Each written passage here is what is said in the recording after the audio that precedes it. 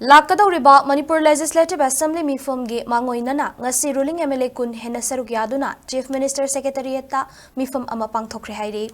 Meepham maduda lakadawriba budget session gi matangda khanakhibaga loinana Assembly Meepham asida no confidence motion thangalakpa yai haina hauzik miyamna ngangnariba hiramasi gi matangdasu kupna khanakhi hairi. Meepham maduda saruk yakhiba MLA amaga SKTV News ka wari sanabada Karigumba Assembly Meepham da no confidence motion thangalak madu mai pakloi. Chief Minister Nong Thongmam Birenda chapchana thajaba thamba MLA masing yamli haiba wafam thamlakhi.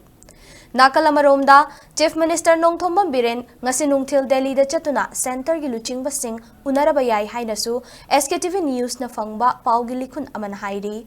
Panba yabadi BJP na luchingba lainga kasigi ruling MLA singi marakta mot manadaba lakpaga iroinana Chief Minister sinbagi wafam asi ngangnaba horakhibani. Masigisu mathakta BJP gi MLA amadi lainga ke minister yauna Chief Minister gi mayokta wafam kaya phongdokhibasu laikhrabani. Oirakliba fibam asida lakadawriba Manipur Legislative Assembly gi senba chahi Englishing ani kunmanga kuntaruki budget Meepham asida thajadabage motion house ta thamduna Chief Minister sinbagi matangda both launarakadawribra haiba wafam asi ngangnaba horakhibani.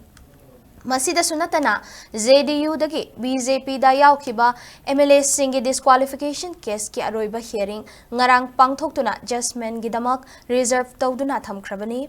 Amaromda NPP gi MLA marigi disqualification case ki hearing February 12 da matam leplabadu ngasi tawragani haina yaikhatkhiba laikhrabani.